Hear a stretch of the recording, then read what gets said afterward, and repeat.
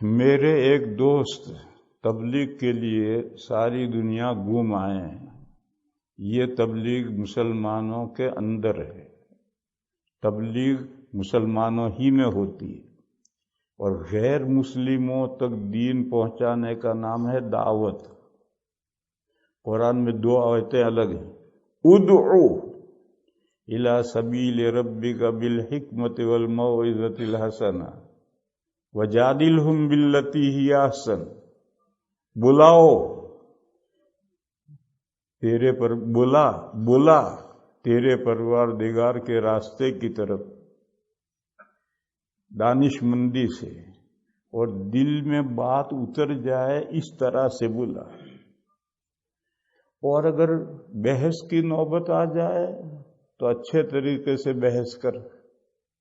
یہ ہے غیروں کو دین کی طرف بلانے کے لیے ادعو، یہ دعوت ہے۔ اور دوسری آیت ہے یا ایھا الرسول بلغ ما انزل الیک، اے رسول جو وحی ہم آپ کی طرف بھیج رہے ہیں اس وحی کو آپ پہنچائیے۔ تو سب سے پہلے حضور وحی آتی تھی، صحابہ کو یاد کراتے تھے، وہ اٹھ کر سارے مدینہ میں وحی پہنچاتے تھے۔ تو مسلمانوں تک دین پہنچانے کا نام تبلیغ ہے، اور غیروں کو اسلام کی طرف بلانے کا نام دعوت ہے۔ تو یہ کہتے ہیں یہ تبلیغ مسلمانوں کے اندر ہے، ٹھیک ہے، مسلمانوں کے اندر کام کرنے ہی کا نام تبلیغ ہے۔ حالانکہ ان کا پڑوسی غیر مسلم ہے، انہیں آج تک اسلام کی دعوت نہیں دی ہے، آپ دیجیے۔ دین کا ہر کام ایک آدمی نہیں کر سکتا، تقسیم کار ہے۔ آپ یہ کہیں کہ یہ تبلیغ میں گھومتے ہیں، قرآن تو نہیں پڑھاتے، حدیث تو نہیں پڑھاتے، حدیث کو تو پڑھا لے، قرآن کو تو پڑھا لے۔ ایک مثال سمجھو میرے بھائیو، کوہ نور ایک ہیرا ہے، ہندوستان کی ملکیت تھا، انگریز اسے چرا کر لائے ہیں۔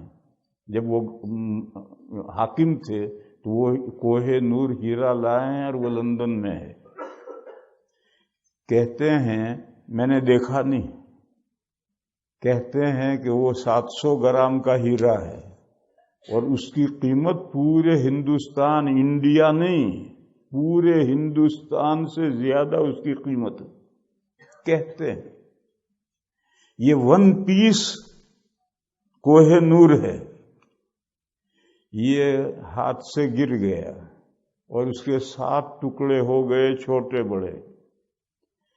تو ہر ٹکڑا اپنی قیمت کھو نہیں دے گا، ہر ٹکڑے کی قیمت ہوگی، مگر 1 پیس کوہ نور کی جو قیمت ہے وہ کسی ٹکڑے کی نہیں ہوگی۔ اب سمجھو، نبی پاک صلی اللہ تعالی علیہ وسلم اور صحابہ کا جو کام تھا وہ 1 پیس کوہ نور والا کام تھا۔ وہ ایک ہی وقت میں داعی بھی تھے، مبلغ بھی تھے، مجاہد بھی تھے، ایڈمنسٹریٹر بھی تھے، مفسر بھی تھے، محدث بھی تھے، سب کچھ ایک ساتھ تھے۔ 1 پیس کوہ نور کام تھا حضور اور صحابہ کا۔ پھر جب زمانہ آگے بڑھا تو کام پھیلے تو حصے ہوئے۔ جہاد اس کا کام انہوں نے لے لیا، حکومت چلانے کا کام انہوں نے لے لیا، حدیث پڑھانے کا کام انہوں نے لے لیا، قرآن پڑھانے کا کام انہوں نے لے لیا، فقہ پڑھانے کا کام انہوں نے لے لیا، مسلمانوں میں کو دین پہنچانے کا کام انہوں نے لے لیا، غیر مسلموں کو دین پہنچانے کا کام آپ لے لیجئے، اعتراض کیوں کر رہے ہیں؟ وہ بیچارے جو کر رہے ہیں، آج آدھی دنیا مسلمان مراد ہے، میری کافر مراد نہیں ہے، مسلمان آدھی دنیا کلمہ بھی نہیں جانتی۔ تو ان کو اگر وہ دین پہنچاتے ہیں اور دین کی بنیادی باتیں سکھلاتے ہیں تو آپ کے پیٹ میں کیوں درد ہو رہا ہے؟ جو لوگ غیر مسلم ہیں ان تک دین پہنچانا فرض ہے، وہ فریضے کے لیے آپ کھڑے ہوئیے، وہ فریضہ ادا کیجئے، وہ کر رہے ہیں، کرنے دیجئے ان کو کام، جو کام باقی ہے وہ آپ لیجئے۔ آج تک اسلام کی دعوت نہیں دی ہے۔ سوال کرنے پر جواب دیا کہ ابھی اپنی نوکری پکی کر رہا ہوں، گزشتہ 10 سال سے، سب وہی بات ہے۔ میں نے کہا یہ صیغہ کام کما حقہ نہیں ہو رہا، غیروں میں دین کی طرف بلانے کا کام جیسا ہونا چاہے نہیں ہو رہا۔ اللہ توفیق دے کچھ بندوں کو جو اٹھائیں۔ ہندوستان میں ایک مولانا صاحب ہیں، مولانا کلیم، وہ یہی کام کر رہے ہیں، غیروں میں دین کی طرف بلانے کا کام۔ مگر اب ہندوستان میں ماحول نہیں رہا۔ جب ہندوستان میں ہماری حکومت تھی اس وقت ہم ہندوؤں کو اسلام کی طرف بلاتے تو بڑی آسانی سے آتے۔ اب ایک ہندو مسلمان ہوتا ہے تو پورے علاقے میں طوفان کھڑا ہو جاتا ہے، ہندو آفت آ جاتی ہے، تو وہاں ماحول نہیں رہا۔ پھر بھی وہ اپنے والا بیچارے کام کرتے ہیں، تھوڑا بہت کام ہوتا ہے، لیکن یہ جو امریکہ اور یورپ کنٹریز ہیں ان میں تو اوپن مائنڈ لوگ ہیں اور یہاں کام کرنے کے بہت مواقع ہیں۔ پر جیسا یہ دعوت جیسا تبلیغ کا کام پھیلا ہوا ہے، الحمدللہ جو کچھ ہو رہا ٹھیک ہو رہا ہے، ایسا یہ کام بھی اٹھو اور یہ کام کرو۔ اس ملکوں کے اندر، امریکہ میں، کینیڈا میں، برطانیہ میں، یورپ کے تمام ملکوں میں اس کے بہت چانسز ہیں۔ مگر دور اول میں اسلام کا کام ہو رہا تھا تو بہت تیزی سے اسلام پھیل رہا تھا، اب اتنا تیزی سے نہیں پھیل رہا۔ اس کی 3 وجہ ہے۔ پہلے جب کوئی اسلام قبول کرتا تھا تو اپنے خاندان سے تو کٹ گیا، اور دنیا میں خاندان کے بغیر رہ نہیں سکتا۔ تو دور اول میں جو آدمی جس کے ہاتھ پر اسلام قبول کرتا تھا اس کی فیملی کا ایک فرد بن جاتا تھا۔ اب اس کے حسن و قبا پر نظر رکھنا اس فیملی کا کام تھا۔ اب ایک آدمی اسلام قبول کیا، اب اس کا کسی خاندان کا فرد تو ہے نہیں، اپنے خاندان سے کٹ گیا، کسی خاندان نے اسے اپنایا نہیں، تو بیچارہ کہاں جائے گا؟ پھر وہ بھیک مانگتا پھرے گا، میں نو مسلم ہوں مدد کرو، میں نو مسلم ہوں مدد کرو۔ نہیں، اس کے اچھے برے پر نظر رکھنا اس خاندان کا کام ہے، اچھا کام کر برے کام سے روکنا۔ اب یہ سلسلہ نہیں رہا۔ پہلے جہاں کوئی مسلمان ہوا تو جس کے ہاتھ پر مسلمان ہوا اس کی فیملی، اس کے پورے خاندان کا، قبیلے کا جز بن جاتا تھا۔ حضرت امام بخاری علیہ الرحمہ کے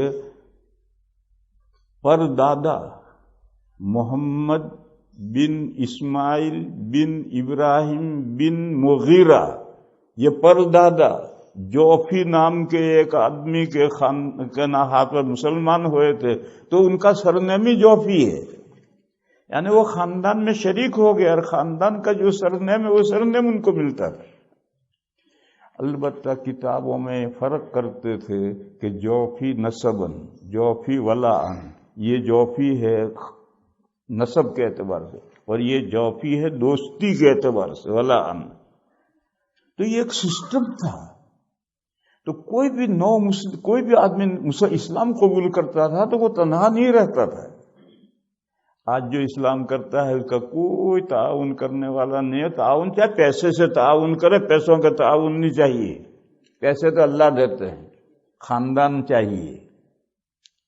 مجھے ایک قصہ یاد آیا، میں راندیر میں پہلے پڑھاتا تھا، 9 سال میں نے وہاں پڑھایا ہے، تو میں چھاچھا اسٹریٹ میں رہتا تھا، تو اس کے پشت پر ایک ڈاکٹر تھے، اب وہ انتقال ہو گیا نہیں ہے، ان کی بیوی تھی اور 2 لڑکیاں تھیں، اور وہ 9 مسلم، پوری فیملی مسلمان ہوئی تھی۔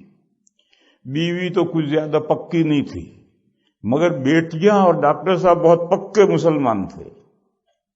وہ میرے پاس آتے تھے اور سر کی آنکھوں سے روتے تھے میرے سامنے، میری یہ 2 بیٹیاں ہیں، کیا کروں، ان کو کوئی اٹھاتا نہیں۔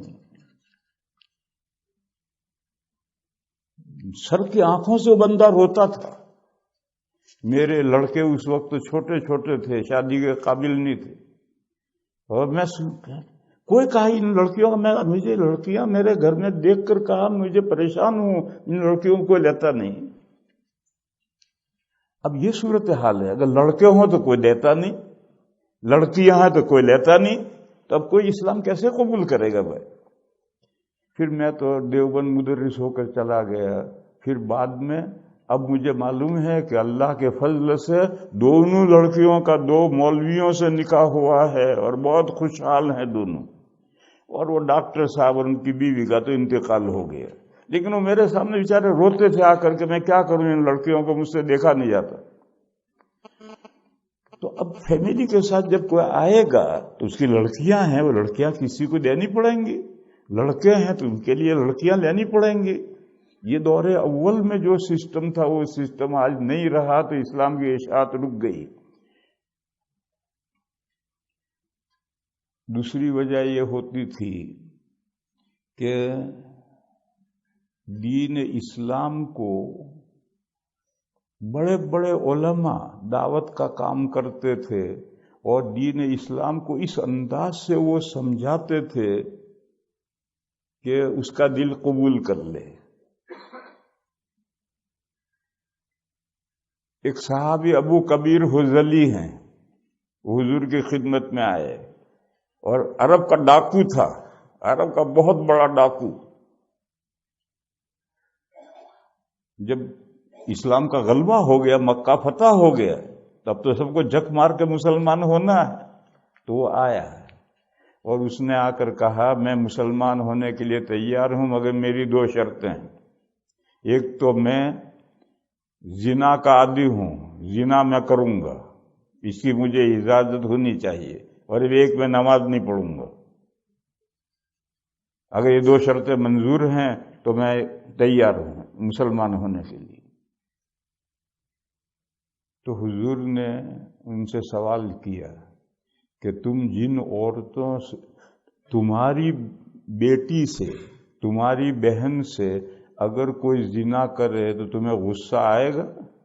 تو ڈاکو تھا، بہادر، قتل کر دوں گا خبیث کو. تو حضور نے فرمایا کہ تم جن عورتوں سے زنا کرتے ہو وہ بھی تو کسی کی بیٹی ہیں، کسی کی بہن ہے، ان کو غصہ نہیں آئے گا؟ تو ایک دم خاموش ہو گئے. کہنے لگے یا رسول اللہ میں زنا سے توبہ کرتا ہوں، زنا نہیں کروں گا. تو حضور نے ان سے کہا جب تم مسلمان ہو کر نماز نہیں پڑھو گے تو مسلمان ہونے کا فائدہ کیا ہے؟ وہ دین جس میں نماز نہیں ہے اس میں کوئی خیر نہیں ہے. تو انہوں نے کہا یا رسول اللہ پڑھوں گا میں نماز. مسلمان ہو گئے بڑے صحابہ میں سے. تو سمجھانے کا ایک انداز ہے. اب آج کل اس کے لیے باقاعدہ ٹریننگ چاہیے. ہمارے یہاں ہندوستان میں مولانا کلیم صاحب ہیں، وہ باقاعدہ فضلاء مدرسوں سے فارغین کو ٹریننگ دیتے ہیں. تیسری بات، عیسائی مشینری کام کرتی ہے زر اور زن کی بنیاد پر، پیسہ بھی دیتی ہے، لڑکیاں بھی دیتی ہے. تو تم لڑکیوں کو تو چاہو مسلمان ہونے کے بعد لڑکی تو اس کے نکاح میں دیں گے، کوئی زر کا بھی انتظام چاہیے، پیسہ کا فنڈ بھی چاہیے کہ ایسے بندوں کو. اسلام میں مؤلفۃ القلوب، لوگوں کے دلوں کو اسلام سے جوڑنے کے لیے زکوٰۃ کا بھی ایک مصرف مؤلفۃ القلوب کو بنایا تھا. تو فنڈ چاہیے. اس زمانے میں اب مولانا کلیم صاحب بیچارے کام کر رہے ہیں، ان کے پاس پیسہ تو کچھ نہیں. اگر کوئی آدمی نیا مسلمان ہوا، اب وہ تو اپنے خاندان سے کٹ گیا، اس کو جھونپڑا بنا کر کے رہنے کے لیے دینا تو پڑے گا. ہمارے پاس فنڈ چاہیے. یہ سب اسباب اکٹھا ہوں گے تب دعوت کا کام ہوگا. تبلیغ والے بیچارے جو کر رہے ہیں وہ ٹھیک کر رہے ہیں، ان کو کرنے دو. آپ یہ کام کرنے کے لیے سوچئے، اور ان ملکوں کے اندر بہت امکانات ہیں اس کے.